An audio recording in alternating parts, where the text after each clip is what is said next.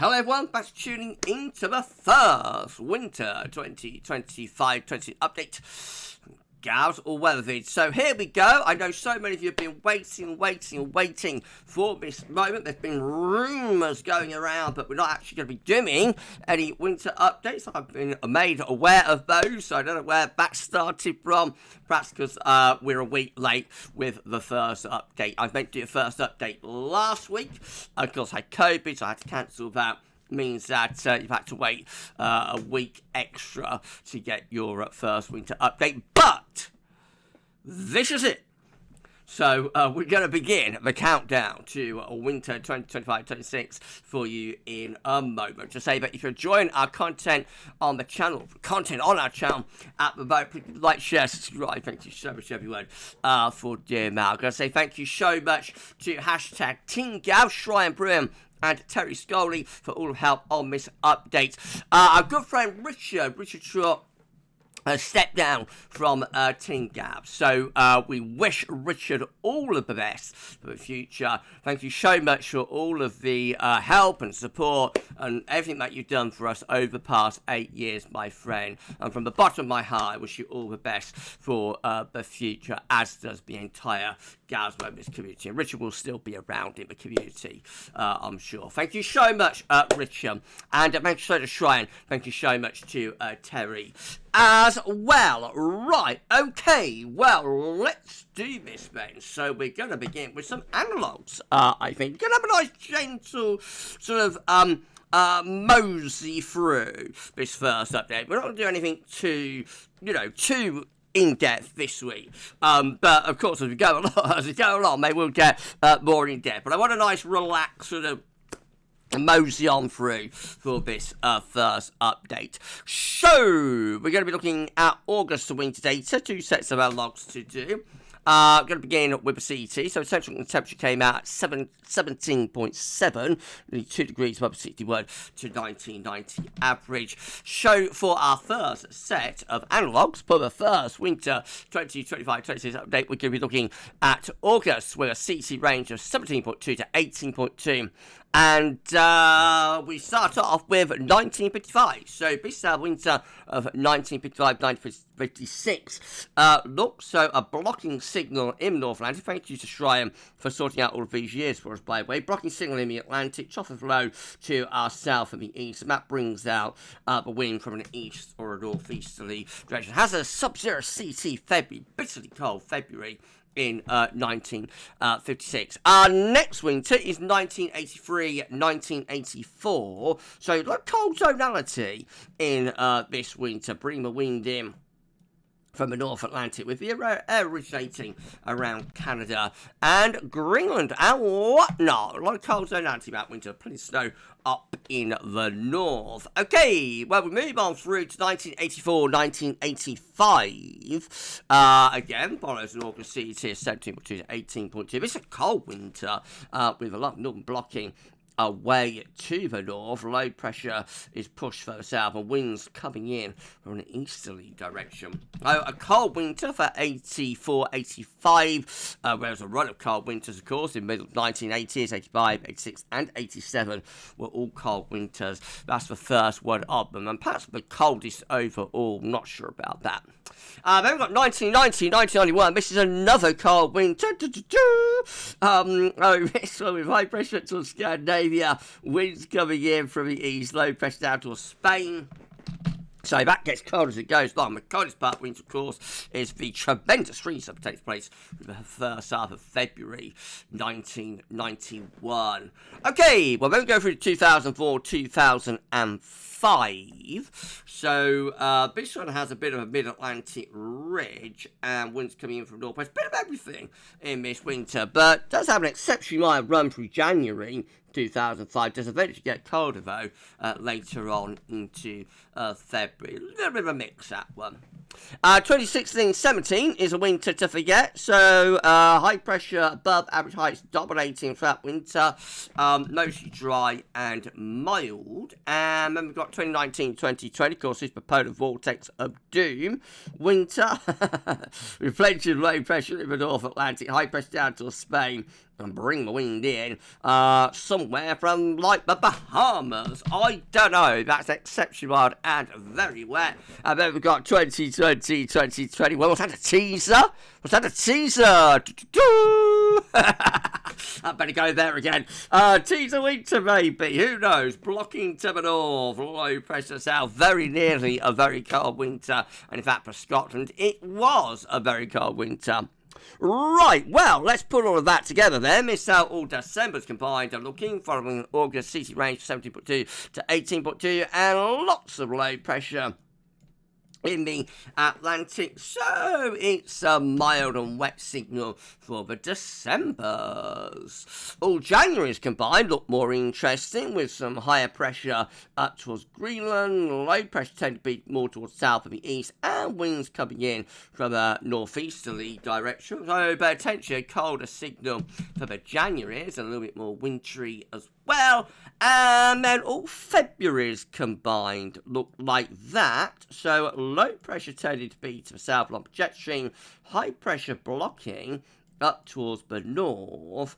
That's a big cold deal for February as well. So after a mild start to winter with December's, January's and February's are looking distinctly colder there. Remember, there are exceptions to that. So, for example, in the mix, we have various years such as, well, we've got 2020, the polar vortex of doom winter. There's always going to be exceptions to the rule. And all winters combined are looking like that, with high pressure to the north and low pressure is down to the south, and winds coming in from that easterly direction. But I haven't shown you all years, I noticed. So there's 76, 77. I don't think I showed that. And there's also 1959, 1960. I haven't showed that in terms of the individual years, but I have showed you like all of the years combined, which is the main point, I guess.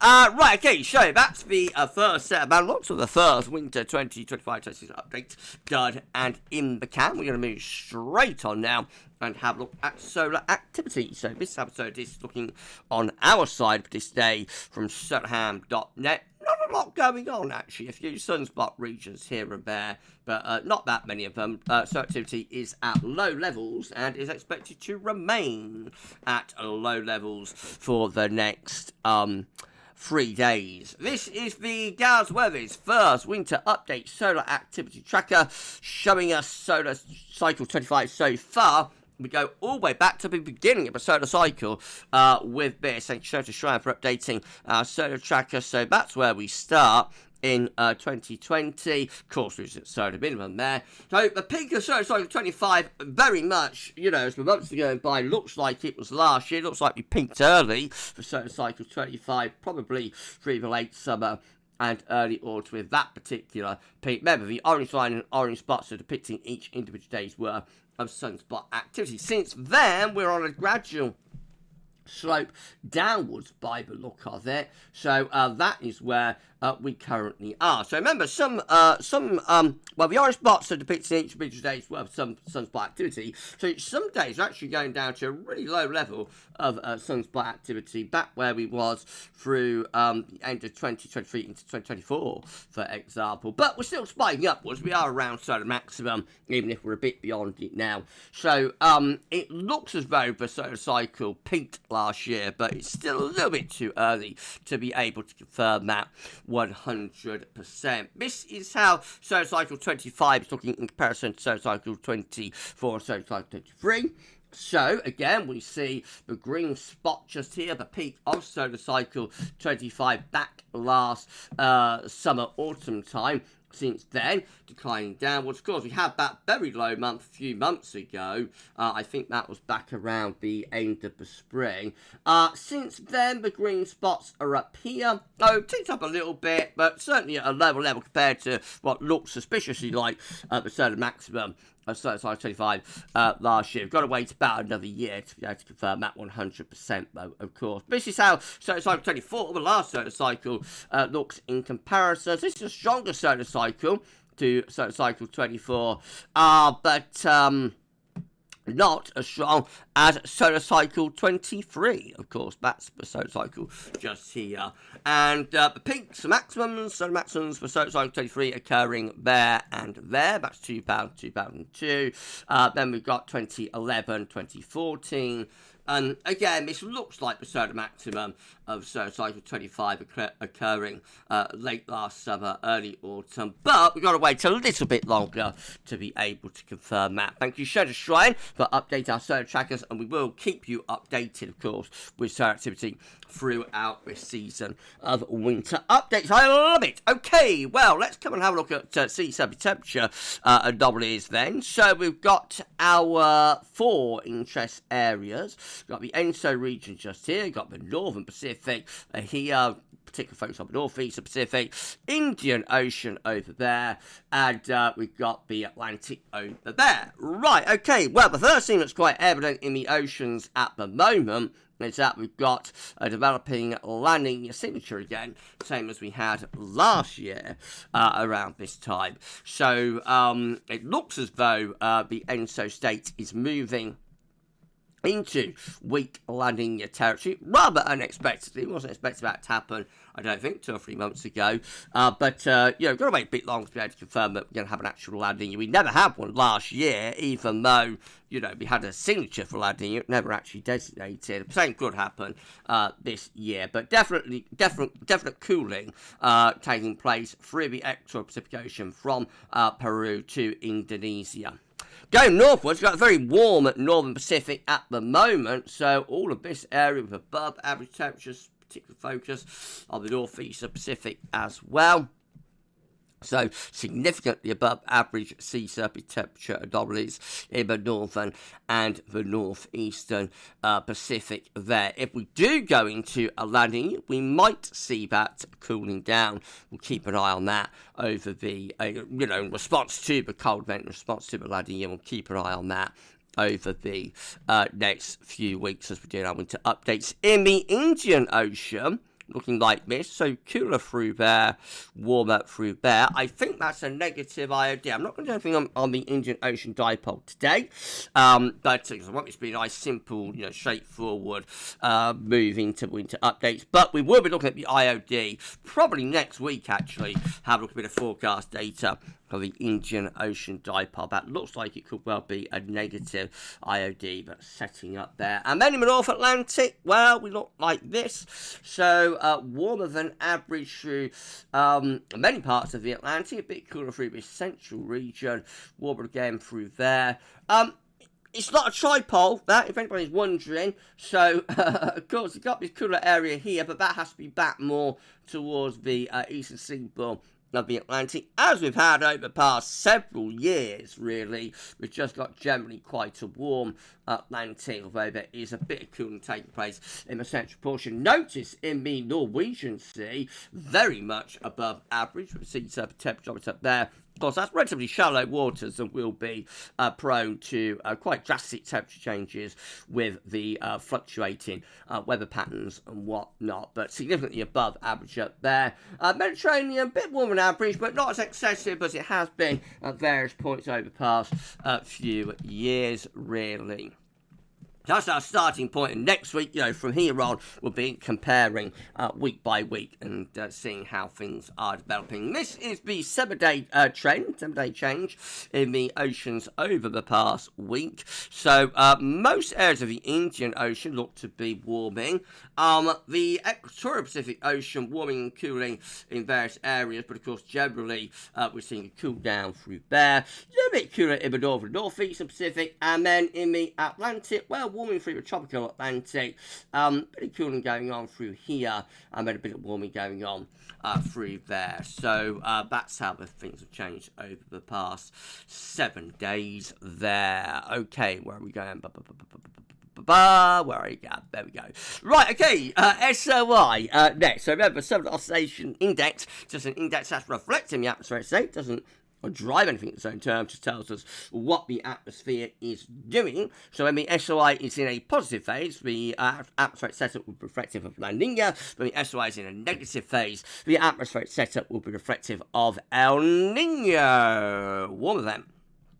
So these are our daily returns. So measuring air pressures between Tahiti and Darwin, and then we come up with an overall SOI number just here.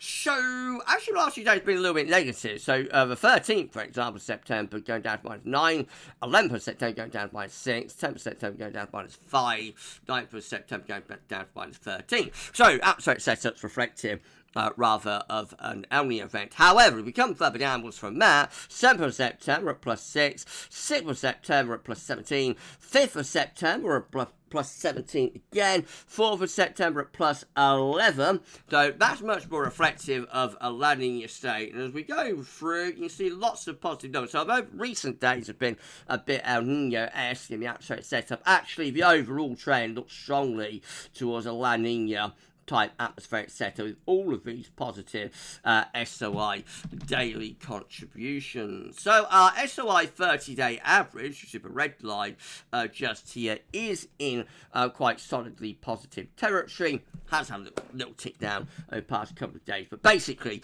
the SOI is in a positive state, telling us that the atmosphere and the ocean look to be coupled to produce I should say, the La Niña. But some of CFS is predicting things over the next few months during the rest of the autumn and into winter as well. So of course the all important numbers are temperature numbers on the side.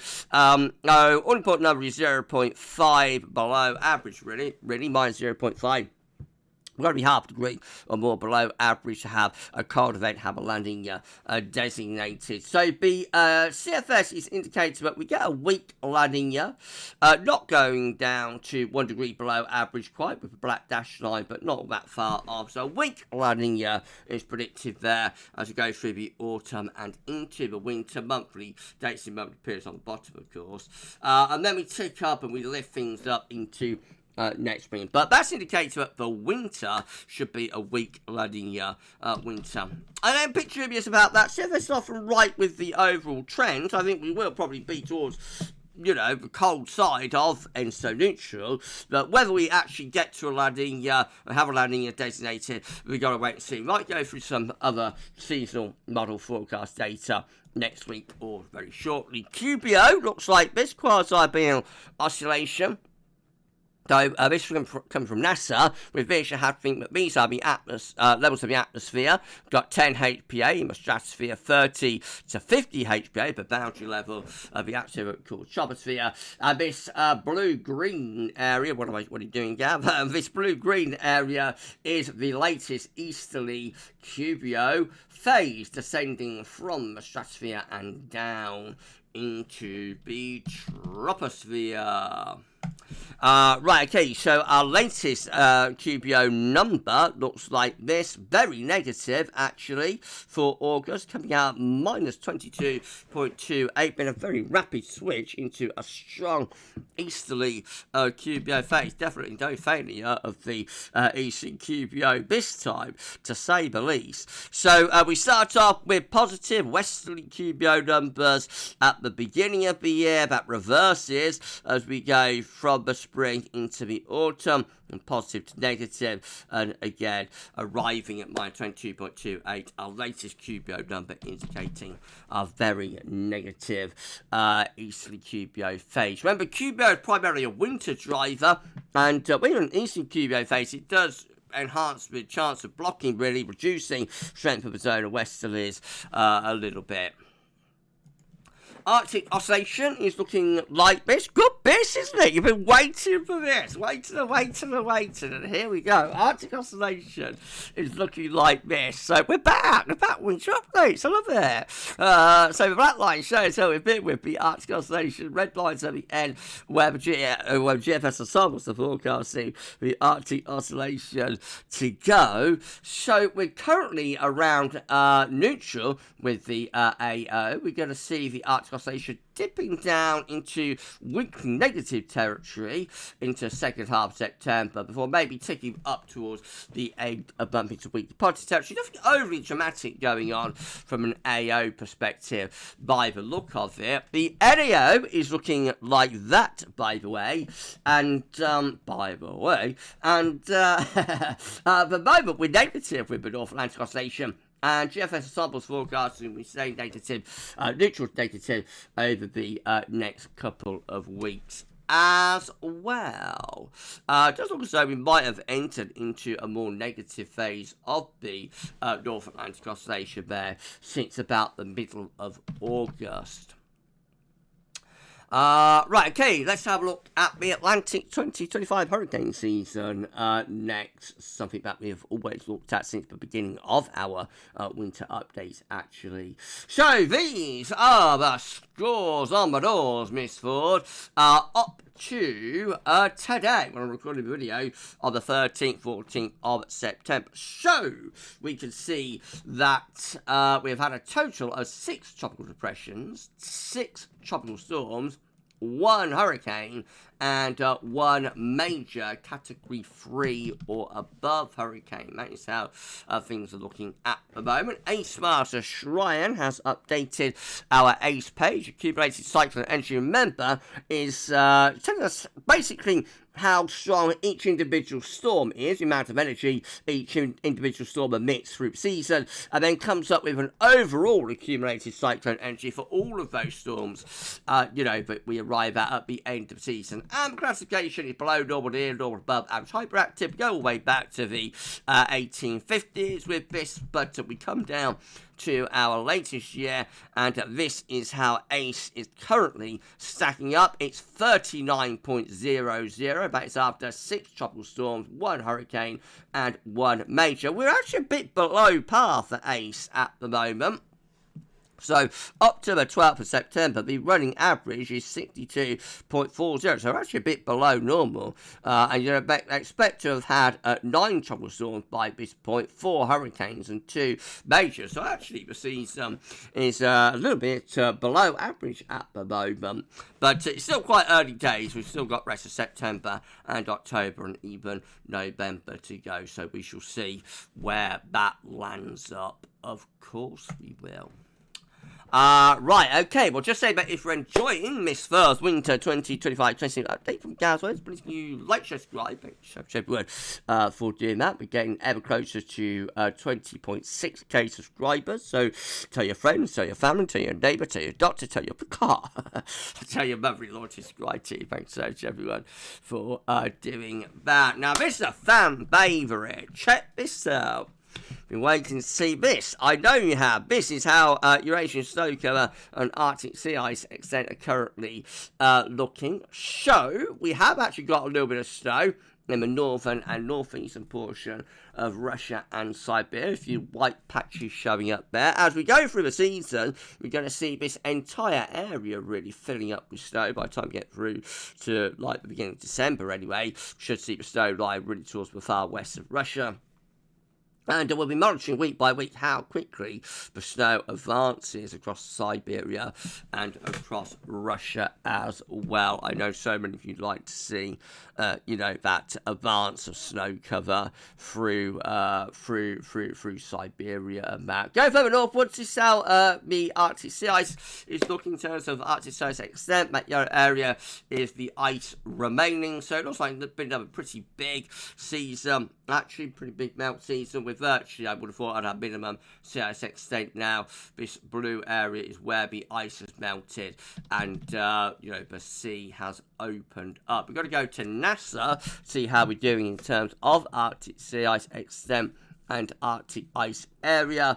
So it's not going to be a record minimum year. Once again, we see 2012 is safe. So 2012 is this line just here in terms of Arctic sea ice extent. And the red line is 2025. We're above that. And we're close to the 2009 to 2018 10-year average, actually. Not all that far away from our most recent 10-year average. And quite a bit above 2012, the year where we reached our record minimum. Big melt season, though. We're under all of the other 30-year averages, and, being one of the biggest melt seasons again that we've recorded. We come down to Arctic ice area as well. It's same story. That is 2012, and the red line shows that we are above 2012 for Arctic sea ice extent.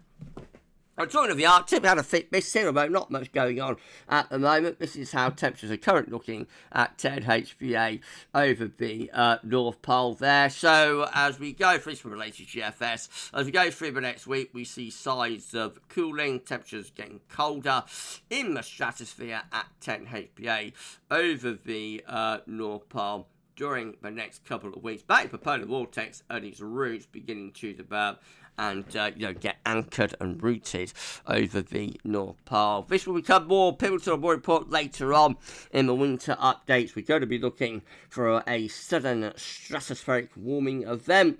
See whether we get an SSW, and if we do, happens in the middle of winter, whether that has any impacts on the winter, on producing dawn blocking and whatnot. We will go through forecast data, not sure probably next week, but before the end of the month. But we'll go through some forecast data from the Copernicus suite of models and see what they are predicting, forecasting in terms of the temperature at 10 HPA over the next few months going into the winter.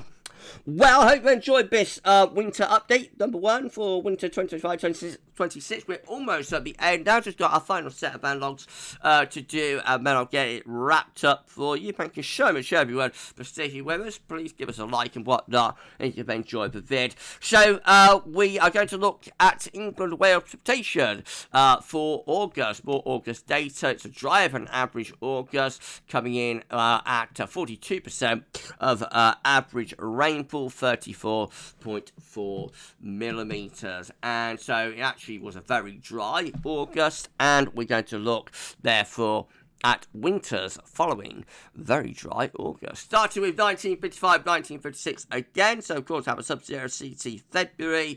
Really backloaded winter. This one's severely cold in February. The early part of winter wasn't that cold, though. High pressure up here and winds coming in from an east or a northeasterly direction. Again, thanks to Shrine for sorting out these years for us. Then we've got 1959, 1960.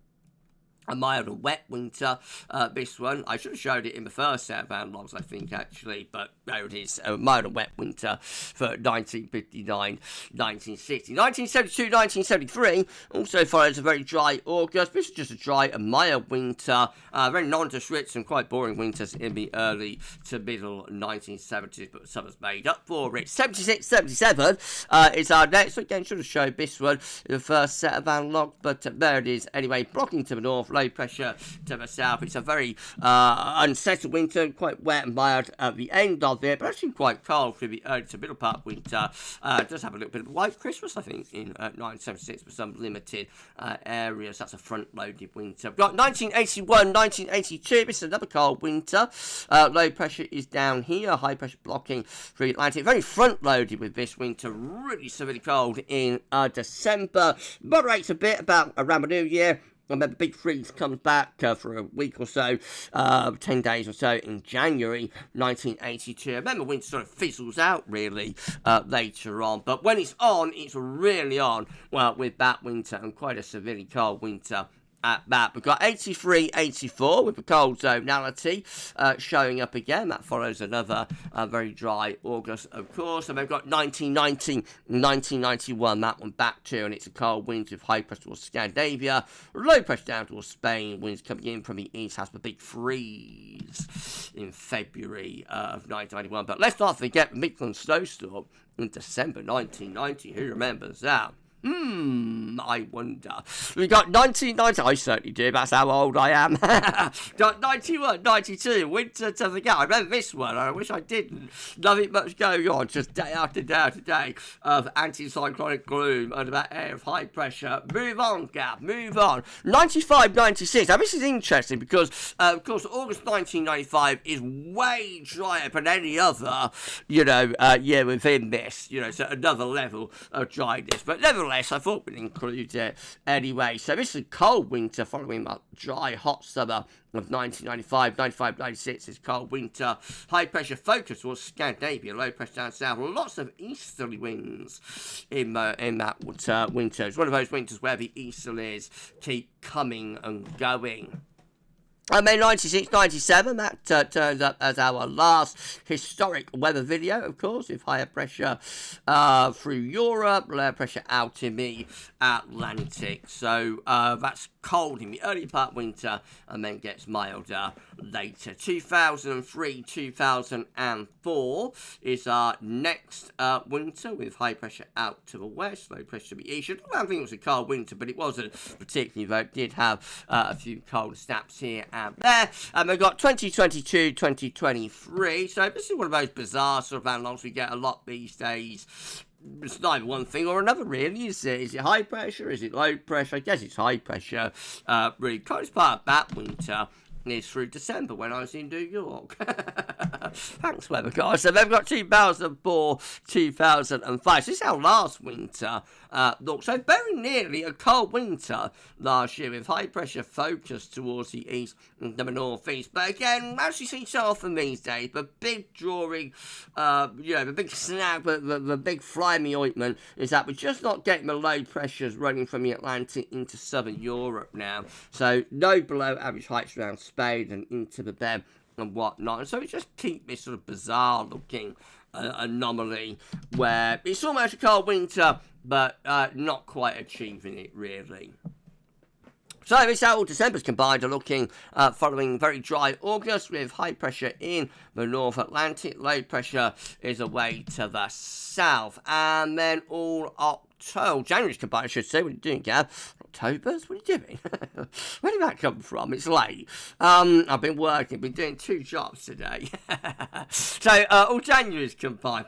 A little bit better with higher pressure to the north, lower pressure down to the south, winds coming in from the east. So potentially a colder signal for the January. But the February's look most impressive of all within that. So high pressure focused towards Scandinavia, low pressure down to the south. And again, we see those winds coming in from the east there. So looks like it's a signal for a backloaded winter, if anything, getting colder as the winter progresses. And finally, all winters combined following very dry August look like this, with high pressure between Iceland and Norway, low pressure down to the south and winds potentially in from the east. Could a hot and dry August be a prelude to a colder winter? ... Watch this space. Okay, well, that is your first Winter 2025-26 update from GavsWeatherVids. If you've enjoyed it, then please can you like, share, subscribe, and make sure everyone put in about half an hour for a winter update. They'll get longer. That's how I want to keep them, if I can, throughout the season at 30 minutes. But I know as we go along, they're going to get longer. They're going to get more in depth. But anyway, nice 30-minute update to start us off. Again, if you enjoyed the video, please give us a like, make sure to everyone for doing that, and drop a comment. Let us know what you think about what you thought, what you think about it. Right, so another winter update will be with you next week. I will give you the release date for winter forecast as well in a couple of weeks' time. But winter update number 2 coming up next week, same time, same place. I'm not sure we've got a 10 to 14 day coming up today or not, so just watch your space on that. And again, we're off and running with our winter updates. I know so many of you were wondering whether we would do winter updates this year. Rumours were circulating we weren't going to do them. I've got a second job at Watford Gap, and they take a lot of time and a lot of preparation and that. But I was never going to miss another season of winter updates, so I had to miss the first one last week due to having COVID. I was never going to miss another season of winter updates. I'm going to always bring this to you. So, there we go. We're off and running. We have a winter updates. Update number 2 next week. And watch your space on the rest of the content. You enjoy the rest of your Sunday. And we'll see you again with more soon. For this one, that's all for now. And thanks for watching.